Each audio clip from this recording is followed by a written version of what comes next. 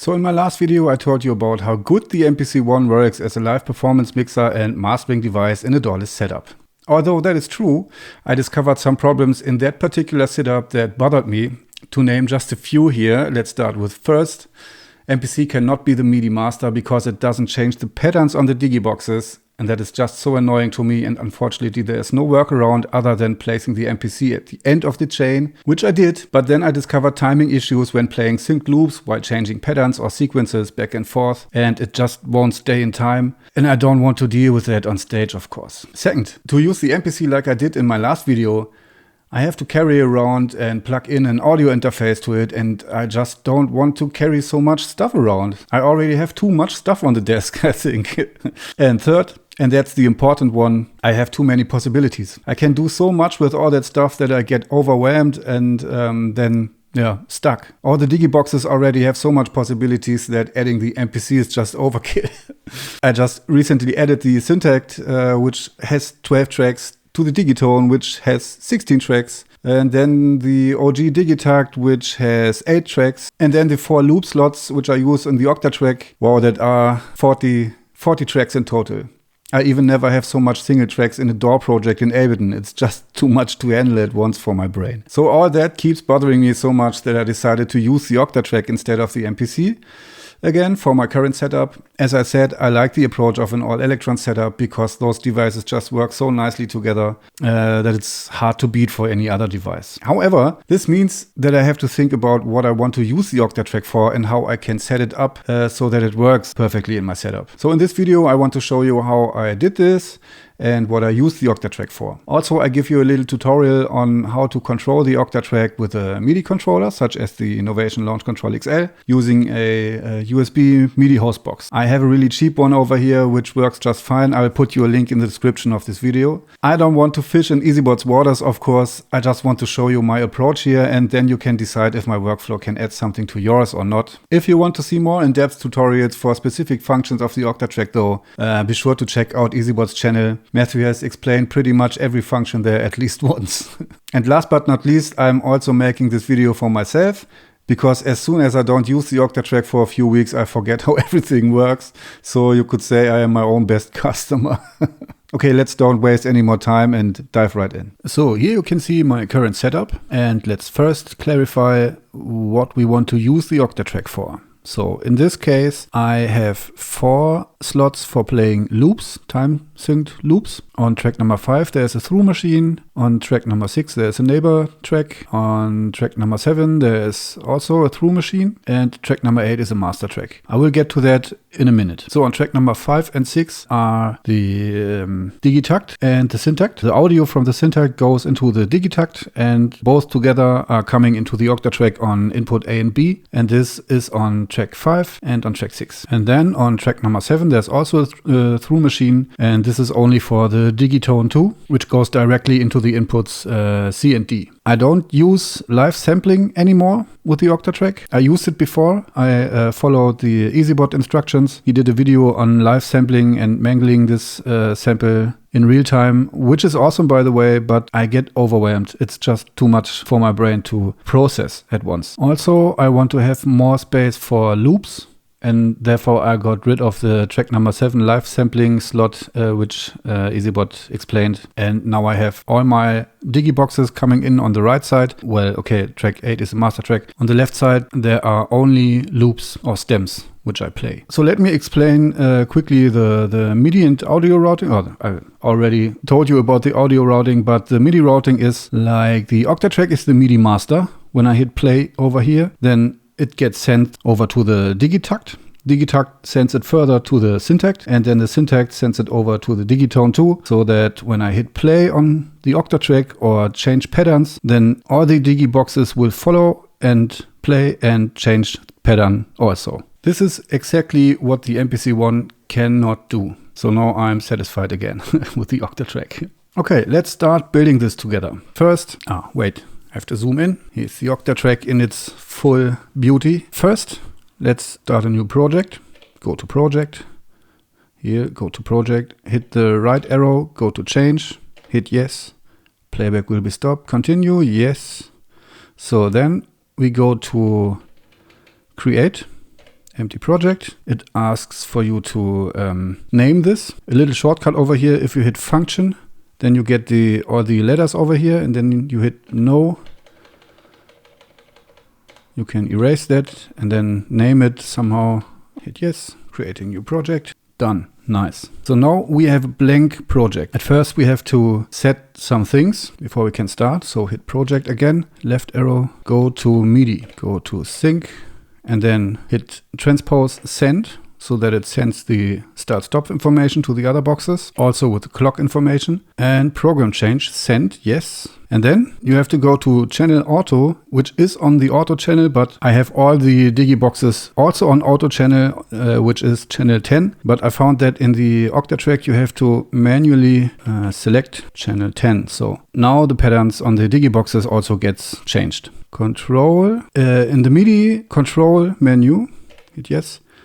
I always go to audio CC and hit internal, audio node out, also internal. That prevents from that the Octatrack don't send any MIDI CC information to the other boxes, because I don't want that. Now go to control, right arrow, audio, and set master track to track number 8. Now track number 8 is a master track. So all the other slots are going into track 8 and then out of the Octatrack. That's everything we have to do here. I have created a blank project on the other Digi boxes also. So if you see, when I hit now play on the Octatrack, all the boxes should play in time. But beforehand, I have to make some settings in the Digi boxes also. First, we go in the Digitakt to the MIDI config, hit sync, hit clock receive and clock send, transport receive and transport send, program change receive and send. This port config, receive nodes, no, receive whatever, no. Everything else is on internal. Hit channels and go to auto channel. It's on 10. Okay, so that's it for here. Same for the Syntakt. Go to MIDI config, sync, clock receive and send, transport send, program change receive and send. Let's check. Everything here is on internal. Receive nodes, no. Receive whatever, no. Channels, auto channel is on channel 10. No, now it's on 10. And the same for the Digitone.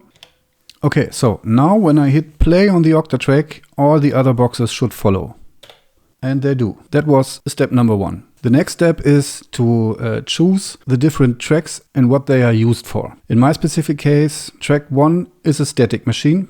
Track 2 also is a static machine, 3 and 4 also. Static machine means it can play longer loops. The loops can be as long as you want them to be, and they are streamed from the card. Therefore, you cannot do everything with them, but for time-stretched loops, it's just fine. And you can save some memory inside the machine because they are streamed from the SD card. Track 1 to 4 are used for playing loops in time. Now we have to set up the through tracks so that we can hear the other Digi boxes coming into the Octatrack. So let's start with track number 5. Then you can choose through track. This means that it listens to what's coming in here. You can set here what it should listen to. So let's set it to A and B, volume up, and the other one volume down. So now the through machine on track number 5 listens to input A and B. And as you remember, on input A and B, there is the Digitakt and the Syntakt coming in. So that is already listening. But I want to use more effects than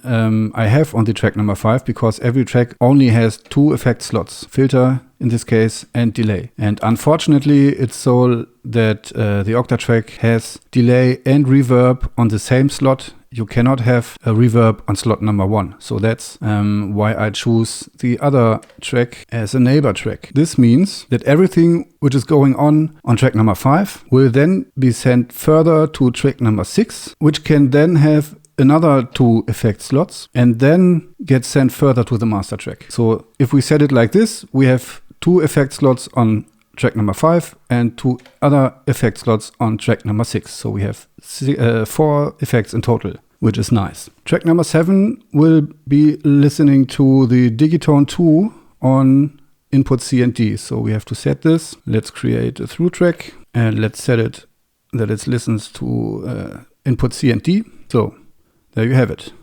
Track number 8 is a master channel.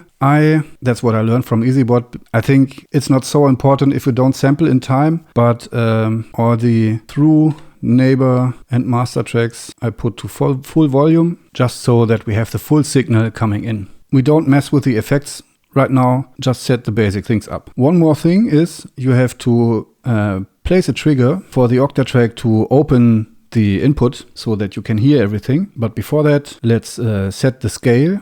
So hit function and page, like on the Digiboxes, and let's set 64 steps, just for the case of simplicity. And I will do that on the Digiboxes also.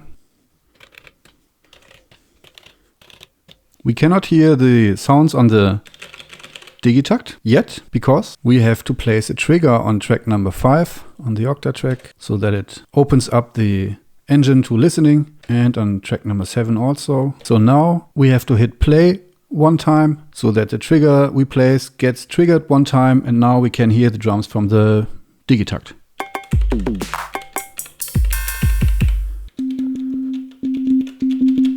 Okay, works. Let's quickly place some triggers on the Digiboxes so that we can hear something.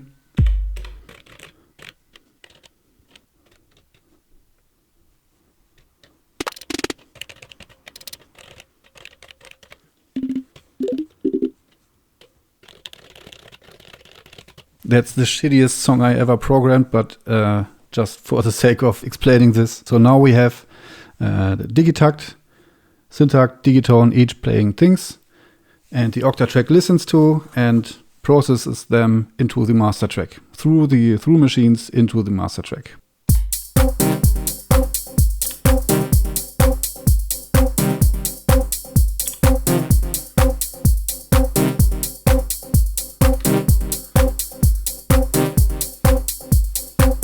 Still not a masterpiece yet, but okay, this works for now.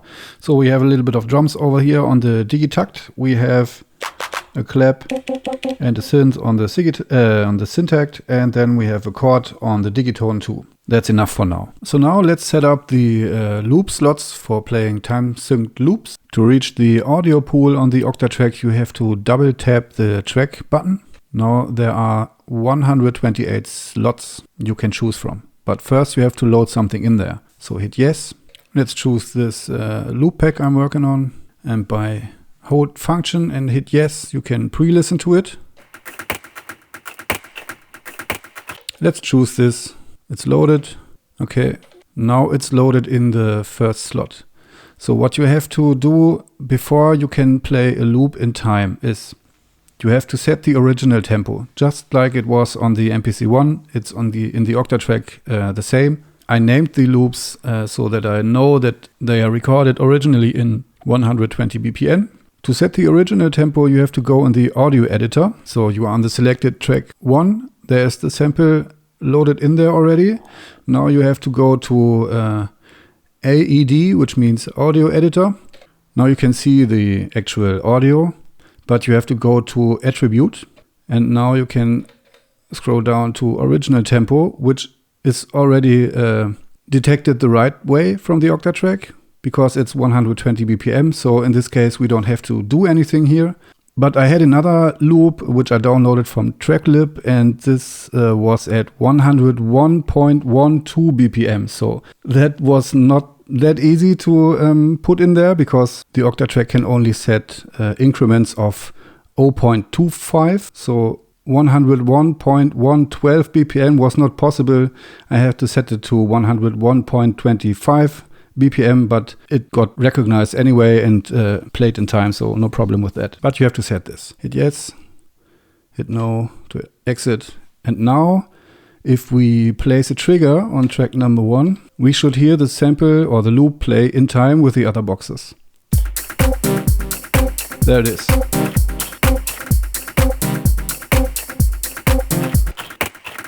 That's the loop.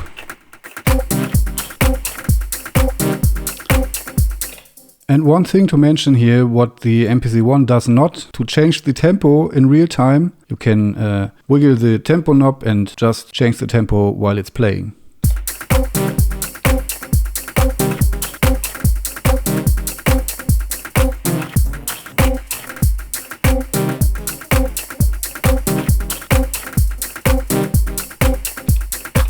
and the loop stays synced in time. That's one big reason for me to use the Octatrack Live. Now that we have 4 loop tracks, we can totally be creative. Sometimes I program things on the Teenage Engineering Pocket Operator, the original small one, the PO33. I have it always in my backpack, and if I hear something interesting, I do some field recordings and then I program some percussion lines, because programming percussion lines with field recordings on the PO33 is just a secret tip for myself. You're always coming up with something you would not be able to program in other machines. So you can record this or program some other patterns in the digiboxes and then record it into the Octatrack and then set it here as a loop so that it stays in time, and you have hands-free to do some more things. So you have a loop which is already evolving, and then you have the other 3 machines that you can live tweak then. So there are enough possibilities to use the 4 loop slots here. So that's why I got rid of the live sampling slot from EasyBot, because I tend to not use it so often and it blocks one track. So I moved all the through and neighbor machines for the incoming signal from the digiboxes on the right side, and on the left side I only have the loops. So now maybe let's start to choose some effects we want to use. So on track number 5 is the through track for Digitakt and Syntakt. On FX number 1 I want to use a filter. On FX number 2 I want to stay on the delay. And now this gets sent further to track 6, and there we have another 2 effect slots which are affecting everything which comes in on track number 5. So at first I use the compressor instead of the filter, because this is my drum track, you could say, and I like to have the possibility to glue them together with a subtle setting of a little bit compressor action here. Because Digitakt and Syntakt coming together into the track number 5, and then on the neighbor track number 6 with the compressor slightly set, just a little bit of threshold, attack very short, just a little bit of ratio and maybe 1 or 2 dB of gain. That glues everything a little bit better together, so that the drums from the Syntakt and Digitakt has more punch and feel like one piece.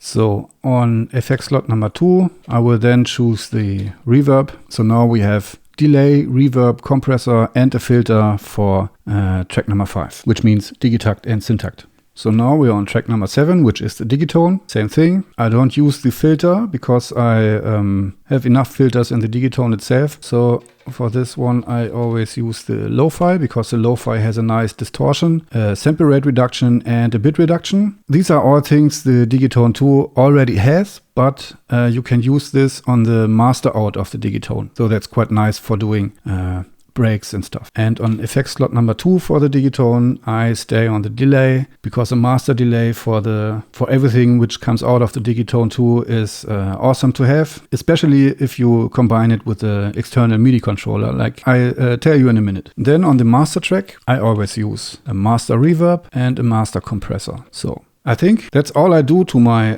Octatrack template, but now we have to set up the Midi controller. So like I said in the intro, I use the Novation Launchcontrol XL, a well-known MIDI controller, but it is USB only. So you have to use a USB Midi Host Box, and all the Midi Host Boxes are way too expensive for what they do. Therefore, I looked for another cheap one, and this is one I found on Amazon. I don't know which manufacturer this is. I can put you a link in the description of this video, but this very cheap USB China Midi Host Box works like a charm. Really, no problems with that. Plug it in, it works, nothing to do. It's sturdy, it's metal. Yeah, not much to say about this. It works perfectly. So it needs power for sure. So in this case, it gets USB power from my computer. And then you have to plug a MIDI cable from the MIDI out of the host box into the MIDI in of the Octatrack. And then you have to plug in the MIDI controller USB to the MIDI host box. And then both devices are communicating with each other. But first you have to set up the launch control on a computer. So you have to plug it in into your computer, and then you have to go to the Novation Components website. I show you here. This is the Novation Components website. It's just components.novationmusic.com. First, you have to get the MIDI implementation chart of the Octatrack. You can just head over to the Elektron SE website and go to support, pick subject, Octatrack MK2.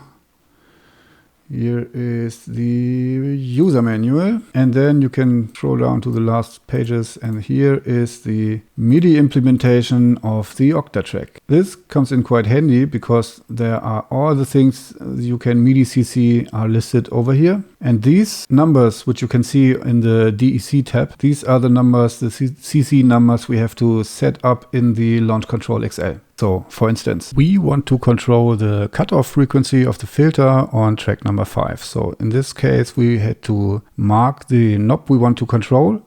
We see filter cutoff frequency on FX number 1 on track number 5. This would be FX1 parameter number 1 because that's the first knob in the row of the 6 knobs of the Octatrack. And the filter always is on FX slot number 1. So it is FX1 parameter number 1.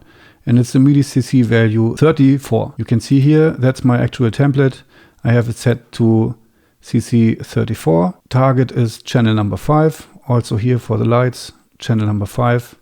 Min, max are the values from nothing to full on. And that's the concept. Now you have to choose which knobs you want to control with your MIDI controller and which are the important ones in every effect or in every setting. And then you hit the knob, make the entry for the MIDI CC value, hit the target on which track you want to control it with. And that's it. I did this to all these knobs. The first row is my filter. Second row is my reverb for the track number 5 and 6, so Digitakt and Syntakt. The red ones are all delay parameters, so like mix and time and feedback and filter and so on. The second half of the controller, this is why I marked it green, belongs to the Digitone II. The first row is the lo-fi effect, 3 knobs with it. Then again, we have the full delay knobs, and then we have a master reverb on the master track. Then I have volume control on each of the sliders, and then I have mute buttons and solo buttons. You cannot reach solo mode over the actual Octatrack interface. At least I don't know how, but you can MIDI CC it. So therefore I have first row over here is mute buttons, and the second one is solo button. So, and that is all that is to controlling the Octatrack with the MIDI controller. So now that we mapped our MIDI controller to all the functions we want to control, we can now see it in action on this insanely great produced club filler. But here you can see the mapped effects parameters in action.